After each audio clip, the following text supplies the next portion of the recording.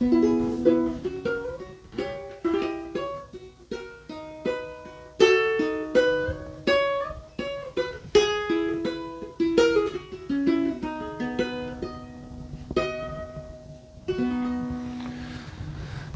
folks, how do you evaluate your instruments? It seems like in asking that question I'm heading out on a repeat journey of videos I've already done, but I've recently seen a video by a well-known blogger that kind of gave an outline of what to do when you want to sell an instrument, what to list it for. So I thought to jump on that a little bit and give you my perspectives, since I buy and sell a ton of instruments, not just in the guitar world, but also in the bowed strings world as well. The two examples often given for price guides are, looking up an instrument on Reverb and looking up an instrument on eBay. I find that if you just purely look something up on those sites, you might find an inflated price of a listing that is just not selling. In other words, you have a ukulele, you look up the brand, the model, you go search for it on eBay and you say, oh, somebody's got this listed for $149, so I'll list mine for $139. However, that person may have it listed and it just doesn't sell because it's, inflated price. So, first rule is to look at completed auctions. See what stuff actually sold for, not what it's listed for. Another reason not to go with just live listings is the other day I saw an IYV, one of those little Mustang copies, the white one with the mother of pearloid pickguard, that sells for $139 on Amazon. I saw it on Reverb for $400. $400. That is triple markup for a guitar. In other words, they bought it. Maybe they haven't even bought it yet. Maybe as soon as you pay for it, they will buy it from Amazon and then sell it to you at 3 times the cost. Now, those are chancers. Not everybody does that. You get a few of those on each of the sites, but they do skew the numbers. So always use completed auctions. You can do that on eBay. It's easy to search through the advanced search method for completed auctions. And I believe there's a way to do it on Reverb as well. Never use MSRP or list price as a guide. For one thing, if you're selling a used guitar, it's never going to be the same value as the list or MSRP price unless you're selling a vintage instrument that has appreciated since it was sold. Remember, the 50s and 60s Les Pauls in the 70s were only worth $200 or $300. Now they're worth $2,000 or $3,000. So you can't go with list price for older guitars either. Another thing is, very few retailers, not successful ones, actually sell guitars at MSRP or list price. They always sell them a bit under.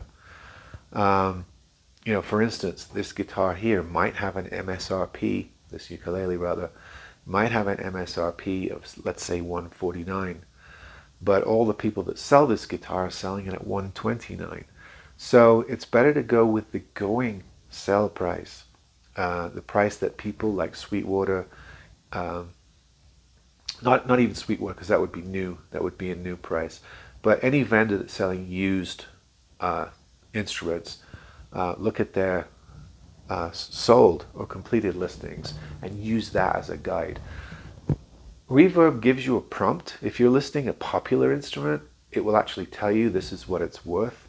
I found that it's an annoying feature. I found that Reverb actually, either the database is old and the prices are way too low, and it appears like they're trying to encourage you to sell it for a little bit lower than what it might be worth.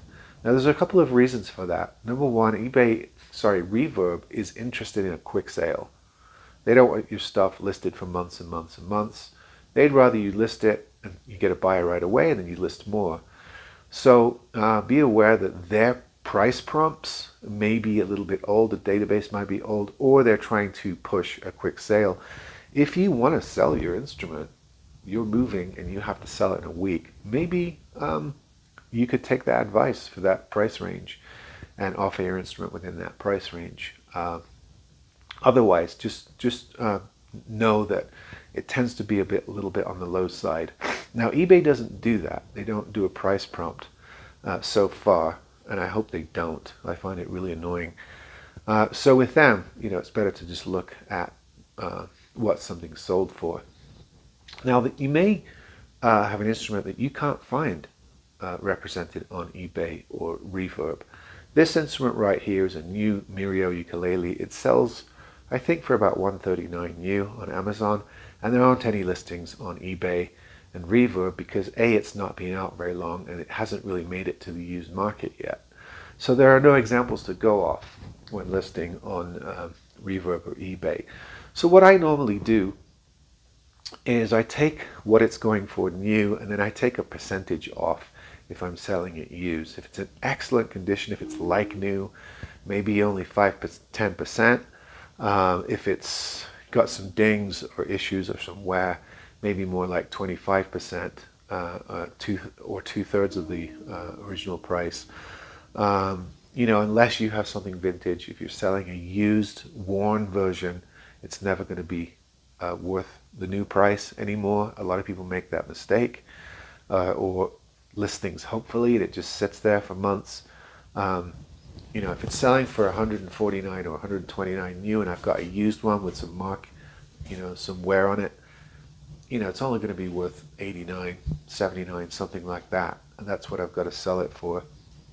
The only reason to match the new listing is if you've done something to improve the instrument. And this is what I put on all of my listings. I always put on them that it's had a setup and it's better than the factory setup. In other words, I get these instruments new, I take the tags off, so I don't call them new anymore. I put them on my bench, I do the fretwork, I do the action work, I tweak them out, I make them better, but I can't sell them as new because I've worked on them and I'm not the manufacturer. So I list mine as used like new. And if I've improved it, if I put better parts on it, or better strings on it, and it's much better than buying one from the factory, I feel justified in getting close to that new price or the going rate price, but I still list them lower if I can than that price because I want to be competitive. So sometimes you have no option but to use a new selling price as a guide, but factor in a percentage for the wear on your instrument. If it's like new, then it won't be that much, but if it's visibly used and got some mark and wear, or if it's defective, or if it's got issues, then obviously it's probably worth less than half of the original price. So there are some guides, there are some great sites that you can use for that as well. I find Sweetwater to be very, very helpful in getting a new price because they carry so much. A lot of times you go on Amazon to look for a new price on something, and there's lots and lots of brands they don't carry. But Sweetwater just has a really, really wide inventory. They carry a lot of brands.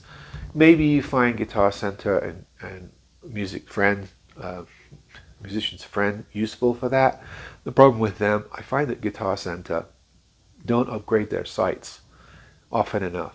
So they have old pricing, or sometimes they have no pricing at all because it's out of stock and they don't leave the price up on the page. That's annoying when you search something on Guitar Center. You find the specs, which is useful for creating a listing, but then there's no price indication whatsoever because the guitar is now out of stock and they just take the pricing information down. I don't blame them for doing that, but it makes it difficult to use them as a resource. Whereas Sweetwater, it always tends to be in stock or coming soon, so that you can normally find a price listing, a new price listing for an instrument. So I find them really useful. There are others as well. If you're in England, of course, places like Anderton's, Guitar, a lot of really big sort of retail shops that keep a pretty good inventory. You can get an indication of what something's selling for. But if you're selling something used, it's better to go and find out what it's selling for used and pay attention to the condition that it's in. In other words, if you have something to sell, you go on eBay and you see the used price, read the description, because if it says crack in the top, crack in the back, or this is warped a little bit, it buzzes a little bit, then you don't want to match that price, because that's a defective instrument and should be selling for a lot less than the going rate. So, before matching or using a used price to set your own price, make sure you're looking at the condition that those instruments are in.